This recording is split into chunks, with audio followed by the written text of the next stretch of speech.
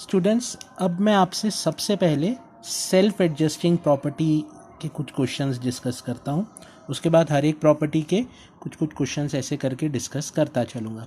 तो सबसे पहले मैं आपसे सेल्फ एडजस्टिंग प्रॉपर्टी के कुछ क्वेश्चंस डिस्कस करता हूँ, जो कि ये वाली थी, जिसमें साइन इनवर्स साइन को नेगेटिव कर देता है और आंसर एक्स आ जाता है ना। तो अब देखते हैं सेल्फ एडजस्टिंग प्रॉपर्टी के कुछ क्वेश्चंस। अब देखो क्वेश्चन, मान लो कि एक क्वेश्चन आपके पास ऐसा है, sign inverse sine pi by 3। अब आपको मालूम है कि अगर साइन इनवर्स ट्रिग्नोमेट्रिक फंक्शन रहता है तो इसका रेंज -π/2 से +π/2 के बीच का रहता है। मतलब ऐसे एंगल्स जो -π/2 से +π/2 के बीच में आ रहे हैं। तो आपका ध्यान सबसे पहले ये एंगल की वैल्यू पे जाना चाहिए कि क्या ये एंगल वैल्यू इस रेंज के अंदर लाई करती है। अगर करती है तो इसका आंसर आप डायरेक्टली π/3 लिख सकते हो। इसका आंसर आप डायरेक्टली π/3 लिख सकते हो। वहीं अगर यही क्वेश्चन में आपको ऐसे करके देता, साइन इनवर्स साइन 2π/3, तो आप इसका आंसर 2π/3 नहीं लिख सकते। क्यों नहीं लिख सकते? क्योंकि यहां एक प्रॉब्लम है कि 2π/3 एंगल, 2π/3 मतलब कितने का एंगल हो जाता है? ये जो एंगल है ये -π/2 से +π/2 के बीच का एंगल नहीं है। 2π/3 मतलब 120 डिग्री का एंगल होता है 2π/3 मतलब, और 120 डिग्री -90 से +90 के बीच में नहीं आता। तो ऐसे केस में क्या करने का? इस केस में अगर आपने आंसर 2π/3 लिख दिया ये सेल्फ एडजस्टिंग प्रॉपर्टी लगाकर कि sine inverse of sine x equal to x रहता है, तो ये आंसर गलत माना जाता है। तो अब ऐसे क्वेश्चंस के ऐसे केसेस में क्या करने का कि हमारा आंसर बिल्कुल सही आए? तो सबसे पहले हम यहाँ पे एक प्रॉपर्टी लगाते हैं। हमने देखा कि ये एंगल 120 डिग्री है और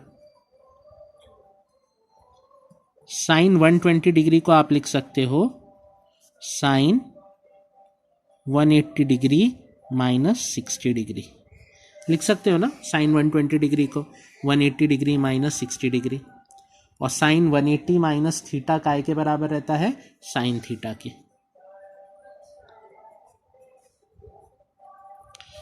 तो अब ये जो साइन 2π/3 है, आप इसको ऐसा लिखोगे, साइन इनवर्स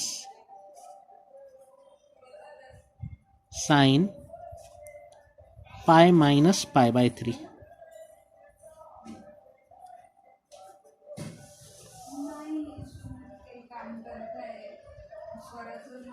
और साइन पाई माइनस π/3 काय के बराबर रहता है? साइन π/3 के। तो साइन इनवर्स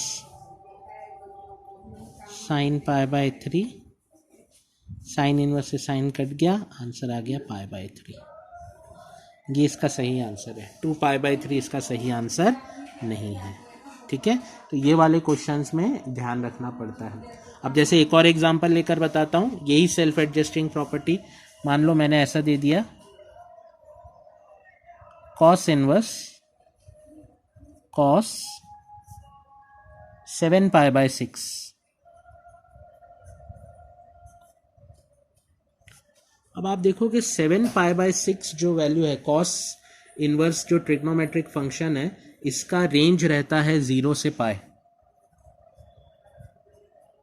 मतलब आपका जो एंगल है, उस आंसर जो है वो 0 से π के बीच की रेंज का ही होना चाहिए। लेकिन ये जो 7π/6 है, ये एंगल 0 से π के बीच में नहीं आता। तो अब आप इसको कैसे ब्रेक करोगे? ध्यान से देखो, आप इस 7π/6 को लिखोगे cos 2π माइनस 5π/6, cos 2π माइनस 5π/6। तो cos 2π माइनस थीटा काय के बराबर रहता है? कॉस थीटा के बराबर रहता है। तो कॉस 2 पाई माइनस 5 पाई/6 काय के बराबर रहेगा, कॉस 5 पाई/6 के बराबर रहेगा। और कॉस इनवर्स से कॉस 5/6 नेगेट हो जाएगा, आंसर आ जाएगा 5 पाई/6। 5 पाई/6 is an angle which lies between 0 to pi. करके देखो आप 5 पाई/6 को डिग्रीज में कन्वर्ट करो और देखो कि ये क्या 0 से 180 डिग्री के बीच का एंगल आता है क्या। ठीक है, आया ये बात समझ में। ये सेल्फ एडजस्टिंग प्रॉपर्टी के बहुत ही बेसिक एक एग्जांपल है। ठीक है, और इसमें ये बात का बहुत ध्यान रखना कि ये जो एंगल है ये बराबर उस रेंज में आ रहा है कि नहीं, ये बात बहुत इंपॉर्टेंट है। नहीं तो आपको ये फॉर्मूला लगाना पड़ता है। कॉस के लिए ये फॉर्मूला रहता है, ठीक है। साइन के लिए ये फॉर्मूला साइन 180 माइनस थीटा रहता है, ठीक है। तो ये फॉर्मूले ध्यान रखना है ना। इसका एक चार्ट भी रहता है, वो चार्ट मैं आपको पीडीएफ में भेजता हूँ अभी, कि वो चार्ट कैसे देखकर हम आंसर्स निकाल सकते हैं। सो यू कैन रिफर, वो आपको 11th की बुक में भी दिखता है वो चार्ट। एक पिंक कलर का चार्ट रहता है 11th की बुक में, वहाँ से समझ में आता है साइन 180 माइनस थीटा काय के बराबर रहेगा, साइन 360 माइनस थीटा काय के बराबर रहेगा। ये वैल्यूज़ वहाँ से समझ में हमें आती हैं, ठीक है। अब देखते हैं आगे की प्रॉपर्टीज़ कैसे यूज़ होती हैं। स्टूडेंट्स कुछ और 2-3 प्रॉपर्टीज़ हैं वो भी मैं आपको बताना चाहूँगा।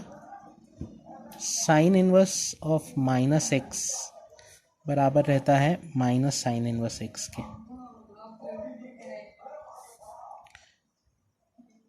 Cos inverse of minus x बराबर रहता है कॉस इनवर्स एक्स के। याद रखना, कॉस इनवर्स अगर किसी फंक्शन में आता है तो वो कॉस इनवर्स माइनस साइन को हटा देता है वहाँ पे, ठीक है। तो इस क्वेश्चन को वैसा ध्यान रखना। चलो अब मैं इसके ऊपर कुछ बेस्ड क्वेश्चंस आपको बताता हूँ जो कि हमारी प्रॉपर्टीज़ पे बेस्ड क्वेश्चंस हैं। इसमें सबसे पहला एक क्वेश्चन मैं लेता हूँ, ध्यान से देखो। अब आप ये क्वेश्चंस आपसे बनने चाहिए। 2 tan inverse 1/4 plus tan inverse 2/9 is equals to tan inverse 4/3। ये प्रूव करना है। 2 tan inverse 1/4 plus tan inverse 2/9 is equals to tan inverse 4/3। अब ये 2 को पहले अंदर ले जाता हूँ तो ये बन गया 2 tan inverse 1/4 plus 2 tan inverse 2/9 LHS में, ठीक है। अब आप देखो, मैंने आपको डबल एंगल के फॉर्मूले पढ़ाए थे। ये 2 tan इनवर्स x दिख रहा है ये फॉर्मूला। अब ये फॉर्मूला आपको वहाँ अप्लाई करना है ना। तो फॉर्मूला क्या कहता है 2 tan इनवर्स x का tan inverse 2x upon 1 minus x square. अब यहाँ x कौन है 1/4, तो 2 tan इनवर्स x का फॉर्मूला क्या है tan inverse 2x into upon 1 minus x square. तो देखो ये बन जाएगा 2 tan इनवर्स 1/4 बन जाएगा tan इनवर्स 2x, मतलब 2 into 1/4 2x upon 1 minus x square, 1 minus 1/4 का होल स्क्वायर। सिमिलरली यहाँ पे भी वो वैसे ही बन जाएगा tan inverse 2 into 2/9 tan inverse 2x upon 1 minus 2/9 का होल स्क्वायर। इसको सॉल्व करूंगा तो ये बन जाएगा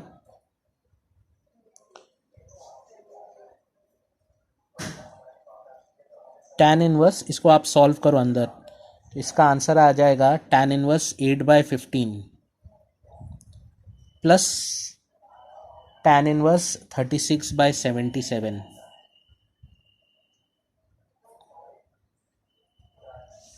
ठीक है, ये किसको 8/15 किसको, इसको सॉल्व करके आया, और 36/77 इसको सॉल्व कर आया। ठीक है, अब आप यहाँ पे कौन सा फॉर्मूला लगाओगे ध्यान से देखो। अब आप एडिशन वाला फॉर्मूला लगाओगे, काय का formula, tan inverse x plus tan inverse y, क्योंकि आपको आंसर में क्या चाहिए, tan इनवर्स ही चाहिए ना, आंसर में tan इनवर्स चाहिए ना, तो आप इसको tan इनवर्स में कन्वर्ट करोगे, तो आप tan inverse x plus tan inverse y का फॉर्मूला लगाओगे, और जैसे ही आप tan inverse x plus tan inverse y का फॉर्मूला लगाओगे तो ये बन जाएगा tan इनवर्स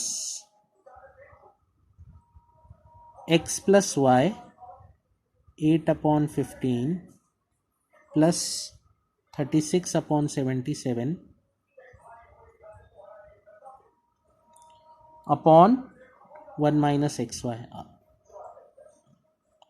1 माइनस 8/15 इंटू 36/77। इसको सॉल्व करूंगा तो यह आ जाएगा tan इनवर्स 1156 अपॉन 867।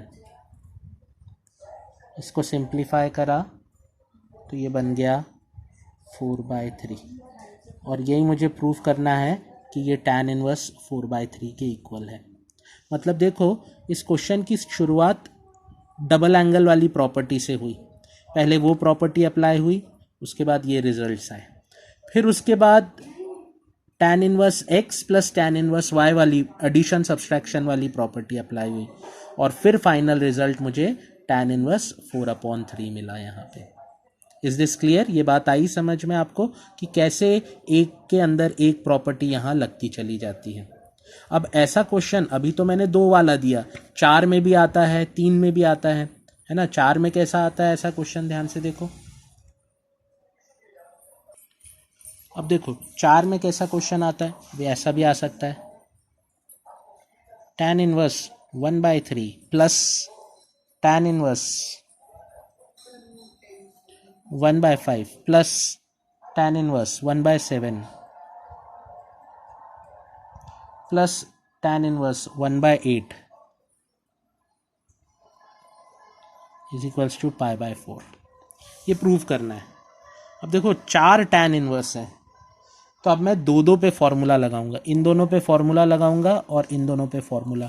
इस पे एडिशन वाला tan inverse x plus tan inverse y, इस पे भी एडिशन वाला tan inverse x plus tan inverse y। ठीक है, तो मैं इन चारों पे फॉर्मूला लगाऊंगा तो ये मेरा बन जाएगा, ध्यान से देखो,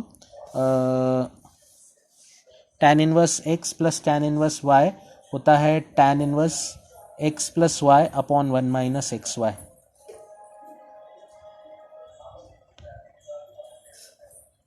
one by 3 plus 1/5 upon 1 minus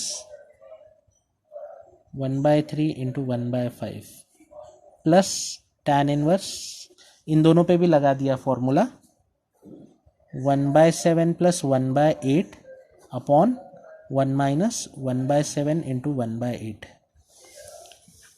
इसको सॉल्व करा तो ये बन गया tan इनवर्स 8/14, और इसको सॉल्व करा तो ये बना tan इनवर्स 15/55।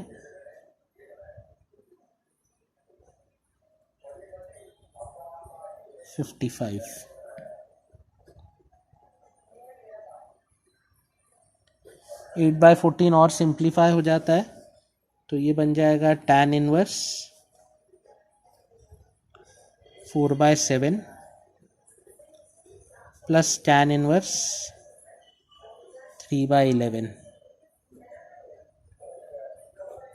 वापस अब यहाँ पे फॉर्मूला लगाऊंगा tan inverse x plus tan inverse y, तो वापस फॉर्मूला लगाया tan inverse x plus tan inverse y, तो वो बना tan inverse x plus y upon 1 minus x Y.